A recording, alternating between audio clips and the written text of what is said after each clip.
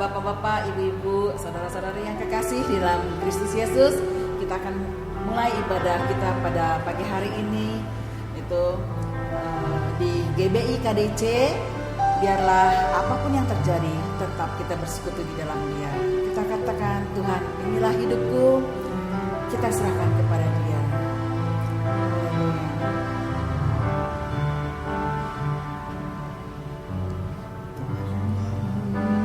Inilah hidupku,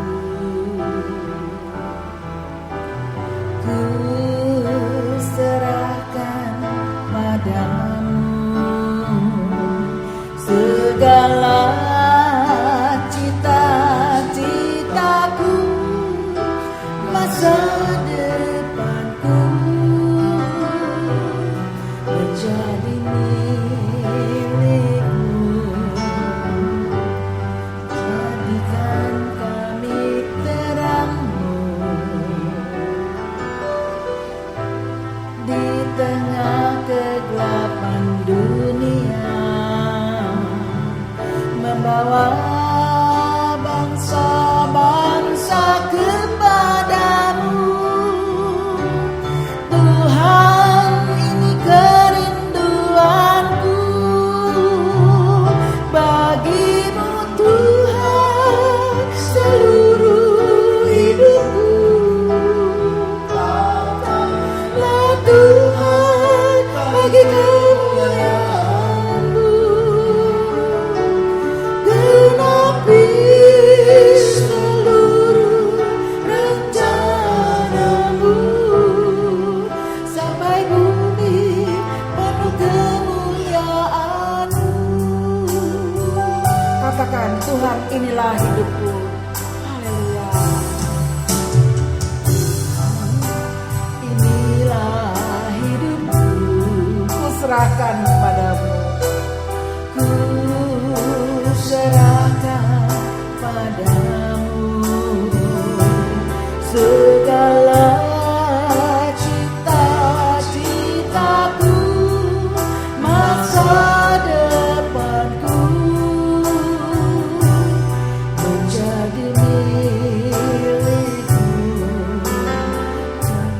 Jadikan kami terangmu di tengah kegelapan dunia, membawa bangsa-bangsa kepadamu. Tuhan, ini kerinduanku. Amin. Bagimu, Tuhan, seluruh hidupku. Katakanlah Tuhan, bagi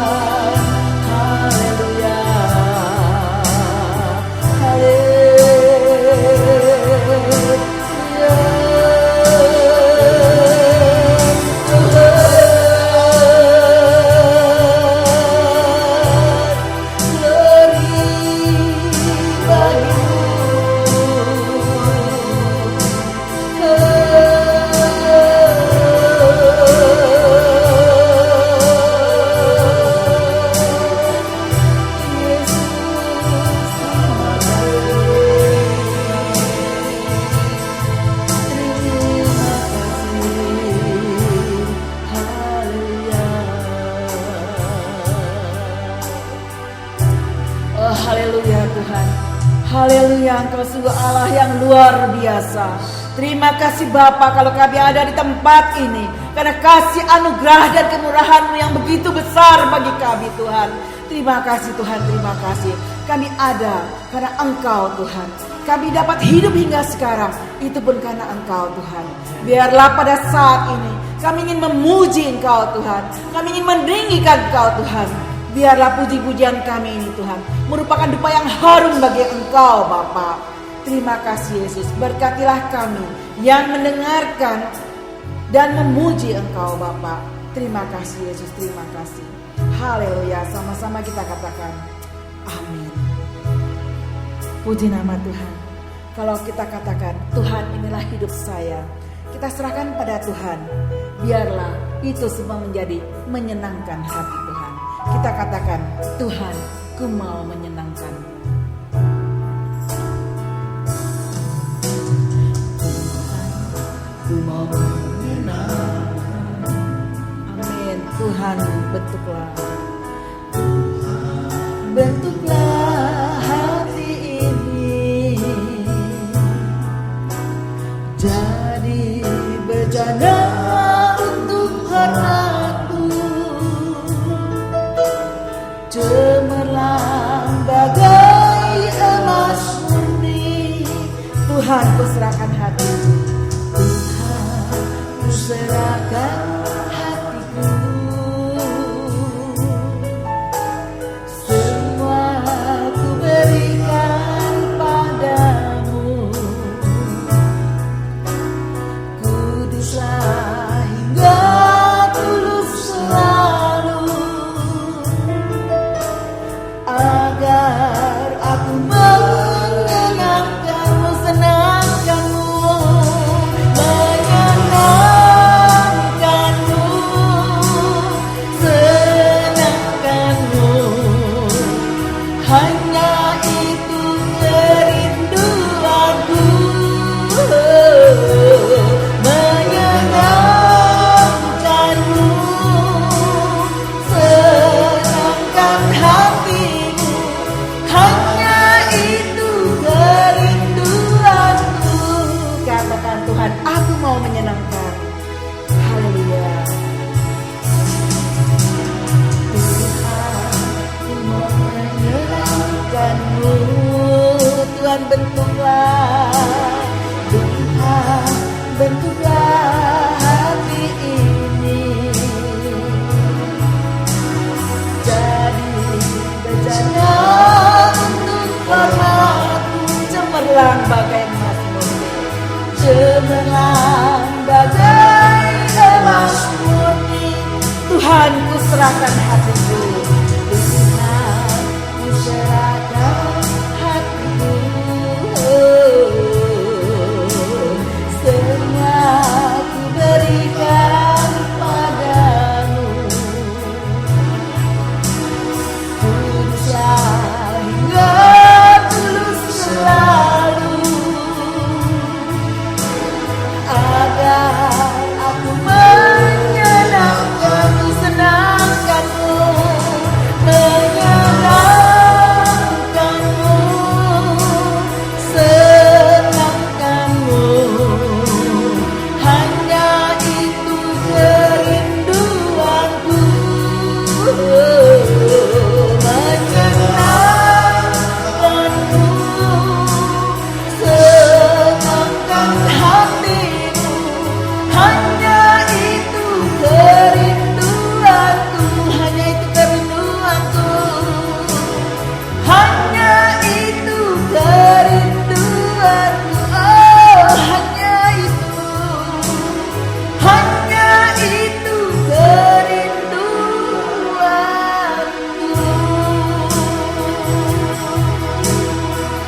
Oh, haleluya. Hanya itu kerinduan hati kita untuk menyenangkan hati Tuhan. Biarlah pada saat ini dimanapun kita berada, kita tetap memuliakan Dia. Jadilah kita seperti wanita-wanita yang siap sedia selalu untuk mengurapi Tuhan Yesus. Kita hanya dapat menangis di bawah kaki Dia. Itulah hidup kita. Haleluya, kita katakan katakan, ku tetap setia seperti wanita. Wanita mengurapimu di bawah kakimu. Demikian hidupku mau mengasihimu. Yesus, Engkau baik bagiku. Katakan lagi, seperti wanita. Seperti wanita mengurapimu di bawah kakimu. Demikian hidupku mau mengasihimu. Yesus, Engkau baik bagiku sampai akhir. Sampai akhir ku menutup mata, ku tetap setia menanti janjimu. Sampai ku dapatkan mahkota kehidupanku, ku tetap setia melayanimu. Katakan sekali lagi, seperti wanita. Seperti wanita mengurapimu, menangis di bawah kakimu. Demikian hidupku mau mengasihimu. Yesus, Engkau baik bagiku sampai akhir. Sampai akhir ku menutup mata, ku tetap setia menanti janjimu. Sampai ku dapatkan mahkota kehidupanku, ku tetap setia untuk melayanimu. Sampai akhir ku menutup mata, ku tetap setia menanti janjimu. Dapatkan mahkota kehidupanku, ku tetap setia melayanimu. Sampai akhir, sampai akhir ku menutup mata, ku tetap setia menanti janjimu. Sampai ku dapatkan mahkota kehidupanku, ku tetap setia mengasihi, ku tetap setia mengasihi, ku tetap setia mengasihimu, ku tetap setia mengasihimu, ku tetap setia mengasihimu.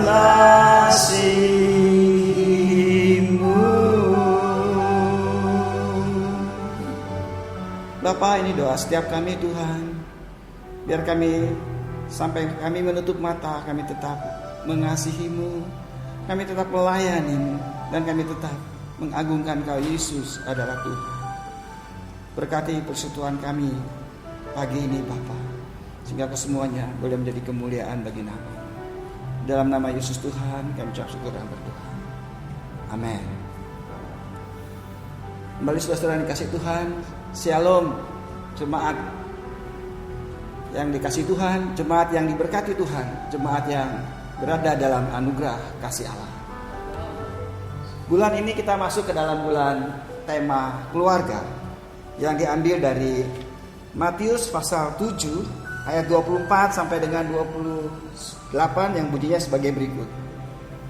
Setiap orang yang mendengarkan perkataanku ini dan melakukannya, ia sama dengan orang yang bijaksana, yang mendirikan rumahnya di atas batu. Kemudian turunlah hujan dan datanglah banjir, lalu angin melanda rumah itu. Tetapi rumah itu tidak rubuh, sebab didirikan di atas batu. Tetapi setiap orang yang mendengarkan perkataanku ini dan tidak melakukannya, ia sama dengan orang yang bodoh, yang mendirikan rumahnya di atas pasir. Kemudian turunlah hujan dan datanglah banjir, lalu angin melanda rumah itu, sehingga rubuhlah rumah itu dan hebatlah kerusakannya. Mari kita berdoa. Kembali kami datang kepadamu Tuhan, untuk merenungkan sebagian dari firman-Mu. Ajar kami Tuhan, untuk bisa memahaminya dan menyimpan dalam hati kami, bahkan melakukannya, sehingga kesemuanya boleh menjadi kepujian bagi nama. Dalam nama Yesus kami ucap syukur dan berdoa. Amin. Saudara yang dikasihi Tuhan, mendirikan rumah itu mungkin merupakan suatu cita-cita bagi banyak orang, merupakan suatu kedambaan dan harapan bagi suatu orang. Tentu rumah yang dibangun adalah rumah yang di dalamnya mendatangkan kesukacitaan, kebahagiaan, dan kemuliaan. Tapi pertanyaannya adalah sederhana, Bapak Ibu yang dikasihi Tuhan. Bagaimana cara membangun rumah itu gitu? Dan apa menjadi dasarnya sehingga kita boleh menjadi kokoh kuat dan mendapatkan sebagaimana yang kita cita-citakan? Dalam banyak hal keluarga banyak hancur. Bahkan di luar negeri itu keluarga banyak terjadi perceraian. Untung di bagian kita di daerah timur, yaitu di benua timur atau bangsa timur, keluarga masih suatu acuan yang standar, di mana perceraian adalah sesuatu yang tidak dibenarkan. Jemaat yang dikasihi Tuhan, pada pagi ini kita mau merenungkan apa sih dan bagaimana sih keluarga yang dibangun seharusnya bagi keluarga Kristen. Kita mulai dengan tujuan. Saudaraku yang dikasihi Tuhan, kita membentuk suatu keluarga Tuhan. Keluarga yang kayak apa gitu? Di dalam konsep rohani, keluarga itu tujuannya apa gitu? Banyak keluarga orang membentuk suatu keluarga dengan tujuan supaya kita hidup berbahagia. Saudaraku yang dikasihi Tuhan, memang hidup berbahagia adalah dambaan setiap orang. Oleh karena itulah kenapa Yesus datang ke dunia ini dan dia mengatakan kabar bahagia, kabar sukacita gitu. Kalau kita membentuk keluarga untuk suatu kebahagiaan, itu adalah suatu anugerah umum. Itu adalah sesuatu yang memang didambakan oleh seluruh umat manusia, bahkan orang-orang yang tidak mengenal Tuhan. Kalau kita sebagai umat Allah membentuk suatu keluarga, sebenarnya tujuan utamanya apa gitu? Kalau kita baca surat Maleakhi, Bapak Ibu yang dikasihi Tuhan, di dalam surat Maleakhi sangat jelas ditulis bahwa tujuan keluarga itu adalah apa gitu? Tujuan keluarga itu adalah membentuk keturunan ilahi. Coba kita lihat Maleakhi pasal 3 ayat 15. Bukankah Allah yang esa menjadikan mereka daging dan roh, dan apakah yang dikendaki kesatuan itu? Kesatuan itu adalah keluarga, keturunan ilahi. Jadi dalam konsep kekristenan, keluarga itu adalah tujuannya adalah membentuk keturunan ilahi. Artinya apa keturunan ilahi? Keturunan ilahi adalah keturunan yang di dalamnya seluruh anggota keluarga dibebaskan dari jerat dosa. Jadi seluruh anggota keluarga itu harus terbebas dari kuasa dosa. Itu adalah keturunan ilahi. Dan bekerja, jelas setiap anggota keluarga itu harus bekerja. Yang bisa bekerja yang jelas harus bekerja, karena Allah kita sendiri adalah Allah yang sampai saat ini juga bekerja. Allah kita adalah Allah yang bekerja.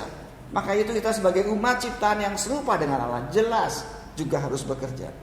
Tetapi di dalam keluarga Kristen itu bekerja itu bukan untuk hidup. Bekerja itu bukan supaya saya bisa hidup gitu. Saudaraku yang dikasihi Tuhan, justru dalam konsep kekristenan hidup itu memang harus bekerja. Jadi bekerja itu bukan untuk hidup. Bekerja itu untuk apa? Bekerja itu untuk kemuliaan Allah. Jadi apapun yang kita kerjakan, kita harus dalam konsep keluarga Kristen itu untuk kemuliaan Allah. Kita bekerja untuk kemuliaan Allah. Tapi berapa banyak kita sampai saat ini bekerjanya untuk hidup karena keadaan dunia yang sangat sulit. Ya saudara, ini adalah jerat dosa. Kitab Pengkhotbah Salomo, seorang yang paling bijaksana di dunia ini, yang pernah hidup, dia sebagai seorang raja yang sangat berkuasa di zamannya, bahkan sampai saat ini tidak ada kebijaksanaan yang lebih bijaksana daripada Salomo. Itu menuliskan dengan sangat jelas, semua di dunia ini berujung dengan kesia-siaan kalau kita tidak mengenal Allah.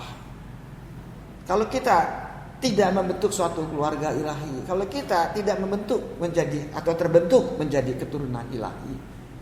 Keturunan ilahi adalah keturunan yang mengenal visi Allah, yaitu keturunan yang terbebas dari jerat dosa. Jadi setiap keturunan ilahi adalah orang-orang yang memang terlepas dari dosa. Dan kita sudah tahu kuncinya bagaimana kita terlepas dari dosa, yaitu kita hidup di dalam jalan Allah. Kita hidup di dalam keselamatan. Itu adalah tujuan berkeluarga. Tujuan berkeluarga adalah membentuk keturunan ilahi, yang artinya kita harus bekerja untuk kemuliaan nama Tuhan. Apapun bentuk pekerjaan kita, harus konteksnya Tuhan yang dimuliakan, bukan konteksnya supaya saya hidup sebagaimana yang dicari, yang dikejar oleh dunia ini. Saudara-saudaraku yang dikasihi Tuhan, untuk itu maka kita jelas harus terlepas dari kuasa dosa. Tetapi tujuan itu bagaimana kita dapatinya? Bagaimana kita mendapatkan tujuan keluarga itu? Yang pertama kita harus dasari dulu, keluarga kita itu dasarnya apa? Banyak orang berkeluarga itu dasarnya hanya sebagai materi biasa. Atau berkeluarga dasarnya apa? Dasarnya adalah supaya hidup berbahagia, supaya orang lain membahagiakan saya, supaya suami, supaya istri membahagiakan saya, supaya saya hidup berbahagia. Saudaraku yang dikasihi Tuhan, tadi saya sudah katakan tujuannya hidup berbahagia itu salah kalau kita berkeluarganya untuk berbahagia. Berbahagia itu dicari oleh semua orang dan itu adalah anugerah umum. Kita bisa mencapai kebahagiaan kalau dalam konsep teologis, dalam konsep kekristenan, sesungguhnya ketika kita dilahir barukan Tuhan, kita adalah orang yang berbahagia. Dan kebahagiaan itu ada di dalam kita. Jadi sangat sedih sebenarnya kalau seorang Kristen, seorang keturunan ilahi tidak memiliki kebahagiaan. Dasar keluarga adalah apa? Untuk itu saudara, kalau kita lihat keluarga adalah suatu lembaga yang Allah ciptakan sendiri. Kalau kita pelajari baik-baik Alkitab dimulai dengan keluarga. Alkitab dimulai dengan pernikahan antara Adam dan Hawa. Allah berkata tidak baik Adam seorang diri, maka dia ciptakan Hawa untuk mereka hidup dalam satu keluarga. Kalau kita pelajari lagi di akhir dunia ini juga di ending dengan perkawinan anak domba. Keluarga, saudara. Jadi keluarga itu merupakan sorotan penting di dalam teologis. Maka kita harus paham benar bagaimana tujuannya dan dasarnya apa? Dasarnya adalah iman. Dasar dari suatu keluarga adalah iman. Iman yang bersandarkan kepada Kristus. Coba kita buka 1 Korintus 13. 1 Korintus pasal 13. 1 Korintus pasal 13 ayat 13 dikatakan demikianlah tinggal ketiga hal ini, iman, pengharapan, dan kasih. Dan yang paling besar diantaranya ialah kasih. Iman, pengharapan, kasih. Yang paling besar diantaranya adalah kasih. Kasih dalam hal ini apa saudara? Kasih di dalam 1 Korintus 13 ini, di dalam konteks 1 Korintus 13 ayat 1. Kalau kita punya iman yang bisa memindahkan gunung. Kalau kita bisa melakukan perbuatan baik yang bahkan mengorbankan diri untuk orang lain, itu semua tidak berguna kalau tidak ada kasih. Jadi kasih yang dimaksud dalam 1 Korintus 13 ini jelas bukan kasih antara sesama saja, tetapi iman, pengharapan, kasih itu adalah Kristus. Iman itu sangat penting, tetapi iman tanpa kasih, tanpa Kristus artinya saudara, itu semua sia-sia.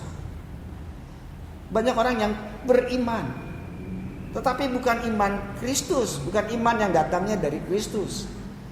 Orang beriman karena dia mengimani, karena dia punya suatu pengharapan. iman di dalam Kristus adalah iman Kristus itu sendiri, itu sangat besar khasiatnya. Karena iman itu adalah semua-muanya. Iman itu adalah bukti dari sesuatu yang kita harapkan. Jadi iman itu sudah terbukti. Dan itu bukan pengharapan, tetapi iman adalah bukti dari suatu pengharapan. Dengan iman kita punya pengharapan yang ada di dalam Tuhan, bahwa Tuhan turut bekerja di dalam segala sesuatu, dan segala sesuatu yang Tuhan kerjakan atas kita dan yang terjadi atas kita, semuanya untuk kebaikan kita. Saudaraku dikasih Tuhan, itu adalah dasar keluarga. Demikian juga dasar keluarga adalah iman. Iman kepada Kristus dan iman di dalam Kristus. Nanti akan kita bahas lebih lanjut mengenai hal ini. Jadi keluarga kekristenan sesungguhnya harus didasari dengan kasih Allah. Dan kasih Allah itu buktinya adalah Tuhan kasih dulu ke kita iman yang kepada Dia. Sehingga dengan dasar iman itu kita belajar kebenaran, dan dari kebenaran itu kita bisa menghasilkan kasih kepada sesama. Jadi keluarga yang didasari atas batu, yang didasari batu yang sebagaimana kita baca di dalam Matius 7, keluarga yang tahan akan segala badai, keluarga yang tahan akan segala kesulitan karena berfondasikan batu penjuru Kristus, maka keluarga itu akan kokoh kuat. Saudara yang dikasih Tuhan, pertanyaan berikutnya yang kita pikirkan adalah, setelah kita mengenal Tuhan itu siapa, dan bagaimana Dia telah menyelamatkan saudara dan saya, dan bagaimana dasar keluarga kita itu adalah Kristus, maka pertanyaan berikutnya, bagaimana keluarga itu saya bangun? Karena sesungguhnya membangun suatu perusahaan itu ada ilmunya. Membangun segala sesuatu ada caranya, ada konsepnya, dan ada ilmunya yang bisa dipelajari dan diteliti. Tetapi membangun keluarga nggak ada sekolahnya, saudara. Membangun keluarga itu tidak ada sekolah, itu harus dalam pemahaman yang sungguh dan ada satu komitmen yang kokoh dan kuat. Jadi kalau ada dua kisah yang indah di dalam Alkitab. Pertama, keluarga yang kita lihat adalah keluarga Adam dan Hawa. Itu satu keluarga yang indah. Di dalam keindahan keluarga itu yang begitu istimewa pun ada dosa. Lalu ada satu keluarga lagi yang Tuhan ceritakan dengan sangat berlawanan, yaitu keluarga Hosea. Hosea diminta menikah dengan perempuan sundal yang namanya Gomer. Hosea adalah suatu nabi. Tuhan memerintahkan Hosea untuk menikahi Gomer. Dan pada akhirnya memang Gomer adalah perempuan penzina, perempuan panggilan, mungkin dari zaman sekarang. Setelah menikah dengan Hosea pun dia masih tetap melakukan perzinahan, sehingga mereka menghasilkan 3 orang anak yang merupakan anak-anak sundal. Kisah pernikahan ini untuk menggambarkan pernikahan bangsa Israel dengan Tuhan. Suatu kisah yang tragis, saudara yang dikasih Tuhan. Kisah di mana anak Tuhan berkeluarga yang hancur. Saudara yang dikasih Tuhan, tetapi Hosea adalah nabi yang taat dan mengenal Tuhan. Ya, dia mengalami kehancuran keluarga, tetapi menggambarkan bagaimana kasih Allah atas umatnya Israel. Umat Israel digambarkan sebagai perempuan zina, sebagai Gomer. Tentu kita tidak mau punya keluarga yang demikian. Tetapi pun demikian Alkitab menulis keluarga Hosea. Hosea tidak mengalami kesulitan apa-apa, karena Hosea mengenal siapa Tuhan. Tapi tentu kita tidak mau membangun keluarga yang hancur, bukan? Bagaimana caranya? Hosea bisa tetap bertahan di dalam segala kesulitan karena dia memang mengandalkan Tuhan. Dan dia nurut Tuhan. Bahkan di masa tuanya, kalau saudara baca kisah Hosea, di kitab Hosea, di masa tuanya Gomer setelah tidak laku dan terdapat petik, saudara, Hosea harus membelinya lagi dan membawanya kembali ke rumah. Hosea melakukan semua itu dengan satu komitmen dia kepada Tuhan.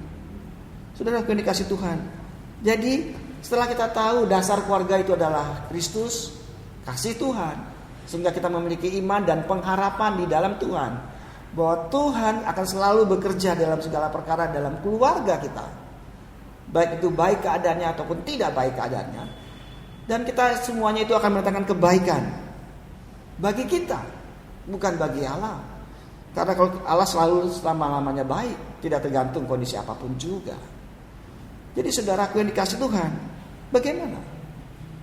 Allah membangun keluarga dengan konsep komitmen. Allah menaikkan janji, menaikkan covenant, membuat covenant antara umatnya dengan Dia. Demikian juga dengan keluarga, saudara. Ketika kita berkeluarga, harus ada komitmen di antara setiap anggota keluarga. Bersedia untuk memelihara janji dan menepatinya. Saudaraku yang dikasih Tuhan, jadi pertanyaannya dalam satu keluarga sekarang, siapa yang punya komitmen untuk menepati dan memelihara janji? Bukankah ketika kita masuk dalam suatu keluarga, suami dan istri selalu punya komitmen kedua-duanya? Masih ingatkah komitmennya? Komitmennya bukan dari suami saja, demikian juga bukan dari istri saja. Kedua-duanya harus punya komitmen untuk saling mengasihi dan saling menjaga hubungan sedemikian rupa sehingga mencoba menggenapi janji itu. Saudara yang dikasih Tuhan, saudara lihat bagaimana janji Allah kepada umatnya. Kalau Allah berjanji kepada umatnya, tidak penting apakah umatnya menepati janji atau tidak. Allah menepati janjinya. Bukankah setiap kita ketika kita juga dipilih Allah, banyak melakukan hal-hal yang tidak menyenangkan hati Allah. Tapi apakah Allah ingkar janji? Tidak. Dia komitmen dengan janjinya. Demikian juga suami. Ketika engkau mengasihi istrimu, apakah itu dengan syarat istrimu harus mengasihi dia? Tentu tidak. Ketika istri berjanji untuk mengasihi suaminya juga, apakah dengan syarat suaminya mengasihi dia? Tentu dalam perjanjian nikah tidak. Jadi masing-masing orang menepati dan memelihara janji. Konsep membangun keluarga demikian. Demikian juga anak. Ketika suami istri menghasilkan keturunan ilahi, anak-anak ilahi, komitmen juga harus dijaga oleh seorang anak.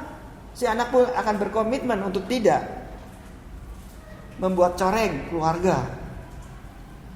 Kerelaan untuk saling melayani, kerelaan untuk saling mengasihi dan mendewasakan satu dengan lain di dalam kasih Allah. Itu menjadi konsep membangun keluarga. Tentu dimulai dari suami, istri, dari orang tua. Dan bagaimana kalau salah satu di antara mereka tidak memelihara janji? Saudaraku yang dikasih Tuhan, ini akan menjadi problem dalam satu keluarga. Siapapun itu. Kalau anak yang tidak memelihara janji untuk hidup benar, atau istri atau suami, itu akan menjadi problem dalam keluarga tersebut. Ya, itu perlu didikan seorang ayah, didikan orang tua supaya anak-anaknya berkomitmen. Tentu dimulai dari orang tua. Kalau saat ini orang tua saya sudah mendidik dengan salah, atau saat ini saya sebagai orang tua salah mendidik anak karena saya tidak tahu bagaimana caranya, saya tidak ngerti konsepnya, tapi setelah saya dengar firman ini, lalu apa yang saudara harus lakukan? Saudara yang dikasih Tuhan, keadaan ideal memang harus dimulai dari suami istri. Jadi hai anak-anak muda, pilihlah pasanganmu dengan takut dan akan Tuhan. Itu sangat penting dalam membangun keluarga. Jangan sembarangan memilih pasangan. Itu yang pertama. Yang kedua, bagi orang-orang tua yang saat ini mendengar kebenaran firman ini, peliharalah komitmen mulai saat ini. Peliharalah relasi itu dengan seluruh anggota keluarga. Dengan istrimu, dengan suamimu, bahkan dengan anak-anakmu. Kalau anak-anak, ingatlah komitmen itu. Kalau orang tuamu tidak bisa memelihara janjimu, dan kau sekarang mengenal Tuhan, dan orang tuamu tidak, dia tidak tahu caranya bagaimana. Hai anak-anak, peliharalah melalui engkau. Cobalah kau taat melakukan kebenaran firman. Ada satu firman yang sangat indah. Satu orang dalam keluarga diselamatkan, seisi keluarga diselamatkan. Tentu orang yang diselamatkan ini harus sungguh-sungguh belajar mengasihi Tuhan dan belajar mentaati Tuhan. Tuhan yang akan berkarya, Tuhan yang akan memelihara janjinya. Janji Tuhan kepada saudara dan saya, anak-anak Tuhan yang sungguh serius, tidak tergantung dari kondisi lingkungan kita. Memang prosesnya sangat tergantung dari itu gitu. Tetapi at the end, Allah lah yang berkarya. Pada akhirnya Allah lah yang berkarya melalui setiap saudara dan saya yang sungguh-sungguh mengasihi Allah. Tidak penting kondisi seperti apa, Allah akan bekerja dan mendatangkan kebaikan bagi setiap engkau. Allah kita bukan bekerja kalau kita baik keadaannya. Ya jelas kalau kita baik, Allah akan mengasihkan yang jauh lebih baik. Maka itu berbaik-baiklah. Maka itu dari seluruh pujian yang tadi kita nyanyikan, kita ingin senantiasa menyenangkan Allah dan senantiasa mau setia kepada Tuhan. Jemaat yang dikasih Tuhan, bangun keluarga kita dengan suatu komitmen, kesediaan untuk rela berkorban bagi seluruh anggota keluarga kita. Dan dimulai dengan satu orang. Bukankah demikian caranya Allah bekerja? Coba kita bayangkan ketika bangsa Israel berhadapan dengan Filistin. Saul pada waktu itu ketika ditantang oleh Goliat, tidak ada satupun orang dalam seluruh Israel yang berani menantang Goliat, karena memang Goliat sangat kuat dan besar dan perkasa. Tapi kan kita tahu kisahnya. Daud orang yang tidak pernah diperhitungkan, bocah pengembala domba yang bahkan dibuang oleh papanya, yang bahkan dibuang oleh keluarganya untuk menjadi seorang gembala, sedangkan kokoh-kokohnya atau kakak-kakaknya menjadi tentara Israel, mampu mengalahkan Goliat. Kenapa? Karena Daud datang melawan Goliat itu bukan dengan pedang, tapi dengan darah anak domba, dengan Kristus. Jadi saudara, tidak penting bagaimana kondisi keluargamu saat ini, parahkah atau baikkah, buatlah komitmen untuk membangun keluarga. Dimulai dari saudara. Dimulai dari saudara. Kalau saudara adalah orang tua, dimulai dari orang tua. Kalau saudara seorang ayah, dimulai dari seorang ayah yang mulai belajar bijaksana, mengandalkan Tuhan dengan kasih Allah. Kalau saudara seorang ibu, belajarlah menjadi ibu yang merawat anak dan dengar-dengaran. Kalau saudara seorang anak, belajarlah berbakti, hormati orang tua dengan sungguh-sungguh, dengan mengandalkan Tuhan. Saudara akan dikasih Tuhan. Jadi dasar dari satu keluarga adalah kasih Allah. Itu adalah suatu fondasi yang digambarkan Alkitab sebagai batu. Dan bagaimana kita melakukan kasih? Itu ada suatu pertanyaan berikut yang harus kita lakukan. Kasih di dalam konteks kita kadang itu menyenangkan orang yang mengasihi, yang kita kasihi. Kalau saya mengasihi anak saya, kadang kita melakukan segala sesuatu supaya anak saya senang, supaya anak saya suka. Itu kita katakan kasih. Demikian juga seorang suami ketika mengasihi istrinya, karena dia melakukan segala sesuatu yang supaya istrinya senang. Sebaliknya anak juga demikian, atau siapapun juga. Kita melakukan kasih dengan satu konsep supaya orang yang kita katakan kita mengasihi senang. Saudara akan dikasih Tuhan, kasih yang kayak apa yang diajarkan Alkitab? Kita coba akan lihat konsep kasih saudara yang dikasih Tuhan. Di 1 Yohanes, kita coba lihat 1 Yohanes.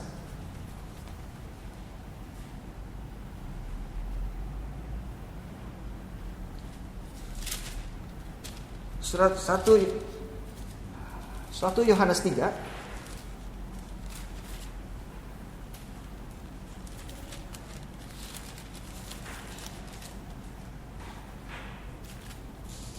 Surat 1 Yohanes pasal 3.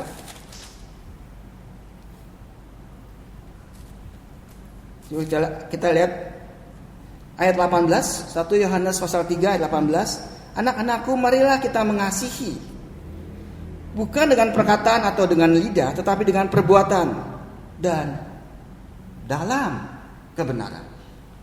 Saudaraku yang dikasih Tuhan, kasih itu tidak hanya dilakukan dengan perkataan, aku mengasihimu, tetapi dilakukan dengan perbuatan. Ya, harus dengan action. Tadi saya katakan dengan actionnya, action apa? Actionnya dengan action menyenangkan orang yang kita kasihi. Ya, itu adalah bentuk umumnya. Itu benar, tetapi kita menambahkan satu bagian lagi, dalam kebenaran. Kita menyenangkan orang yang kita kasihi itu baik, saudara. Tetapi itu belum tentu benar. Makanya kita harus paham dengan konsep baik dan benar.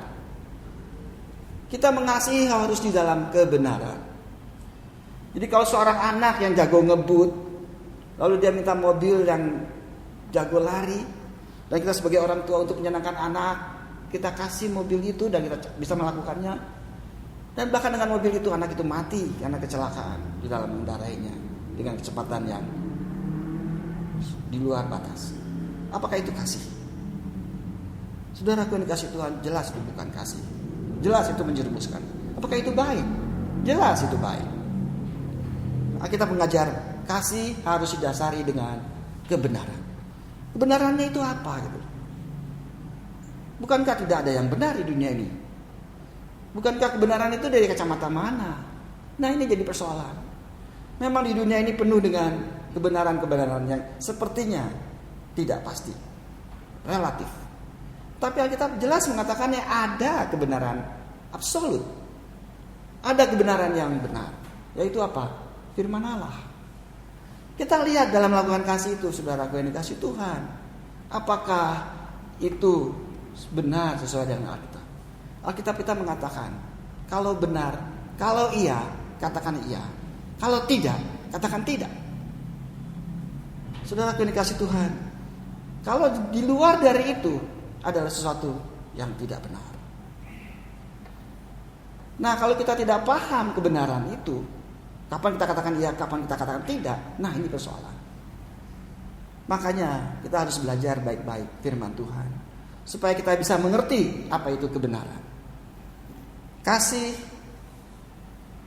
kebaikan, kebenaran, itu ketiga-tiganya harus menjadi satu kesatuan yang sinkron. Kasih yang benar harus didasari dengan kebenaran. Allah mengasihi saudara dan saya. Kasih yang bahkan tanpa melampaui, kasih yang bahkan tanpa kita pahami, tetapi melampaui segala sesuatu yang pernah kita pikirkan.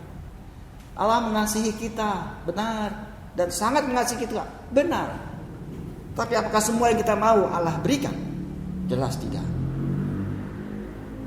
Apa yang kita ingini, apakah Allah selalu kasih? Jelas tidak. Karena apa? Allah mengasihi saudara dan saya. Demikian juga orang-orang di sekitar kita. Kadang-kala kita harus mengatakan tidak kepada orang-orang yang kita kasihi. Tapi ketika kita katakan tidak, itu adalah kebaikan.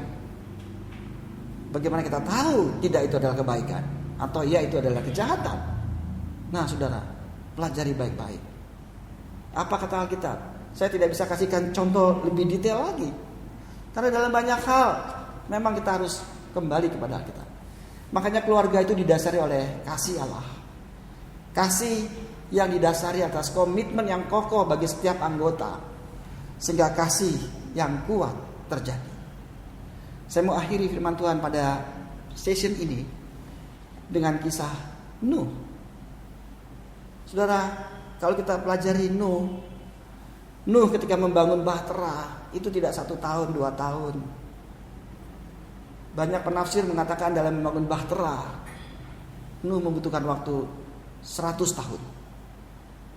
Saudara bayangkan, satu keluarga membangun bahtera di dalam zaman yang pada waktu itu mereka dikatakan gila.